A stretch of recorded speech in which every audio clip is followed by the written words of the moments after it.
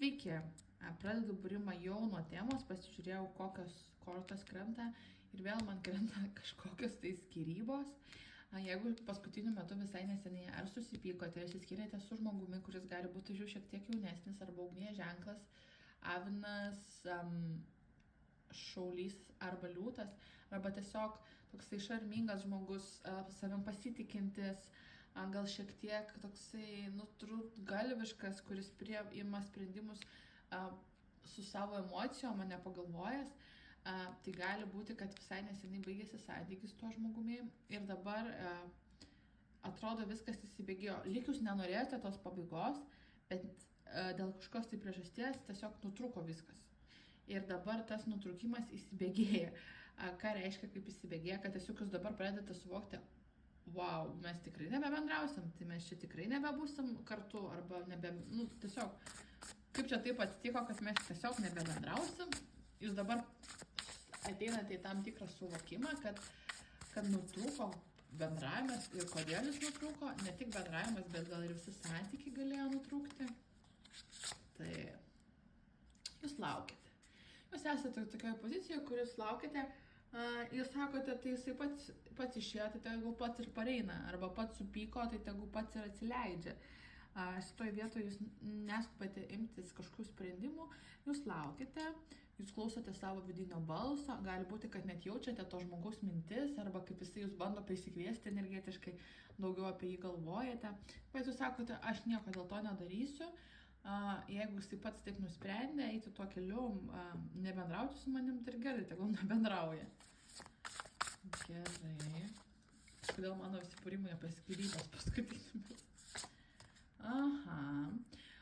Žodžiu, jūs pradėsite jaustis tą skausmą, jūs pradėsite suvokti, kad klausyk, jisai man jau čia 3 dienas nerašė, 3 savaitės, mėnesį, gal tikrai jau viskas, gal tikrai mes negrįšime į tą santykį. Pradedate ir jūs ir tas žmogus eiti į kažkokius tai darbus, užsiėmimus, stengiatės negalvoti apie tai, stengiatės dirbti, užsiimti, uždirbti pinigų. Gerai, ką tas žmogus galvoja.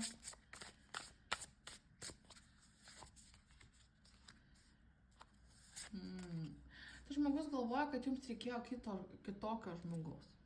Jisai galvoja, kad jisai turėjo būti brandesnis, jis turėjo būti kažkoks tai labiau gal vyriškas, arba labiau žinantis, ko nori. Jam atrodo, kad jis nepakankamai turėjo, arba nebuvo jūsų lygmenyje, tam tikra prasme, nes jisai čia krenta kaip riteris, o jisai sako, aš turėjau būti karalius, nes jinai yra karalienė, jinai yra žinė, o aš nebuvau karalius. Ir jis jaučiasi lyg ir kaltas, kad gal jums nepakankamai davė, arba jūs išreiškia tai, kad klausyk, man tas netinka, ir jisai tiesiog vietoj to, kad kažką keistų, gana vaikiškai atsitraukia tiesiog, kad nereiktų keistis, dirbti, jis tiesiog atsitraukia. Taip.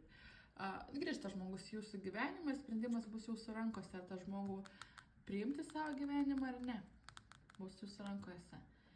Nes kortos rodo, kad netgi galite susitikti netyčia, karma, krenta likimo ratas, taip pat vežimas, gal tiesiog būsit parduotuviai kažkur susitiksit netyčia, ar kažkur mieste, žodžiu, jeigu gyvenate tam pačiam mieste, tiesiog susidarys kažkokios, tai pats likimas sudarys tokias galimybės, kad jūs turėsite susitikti ir tas žmogus imsis tada veiksmų, sakys, gal bandys atnaujinti bendravimą ir tada bus sprendimas jūsų rankose, ar naujinti tą bendravimą, ar ne. Vilties dar yra. Vilties dar yra apačioje dar taurių 9. Manau, kad verta duoti tam žmogui antrą šansą.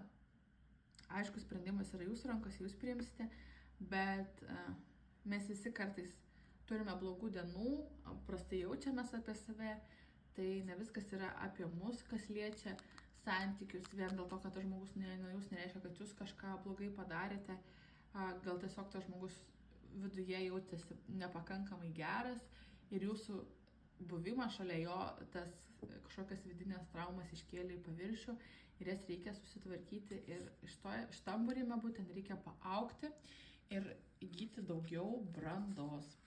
Tai būtų tiek. Sėkmės.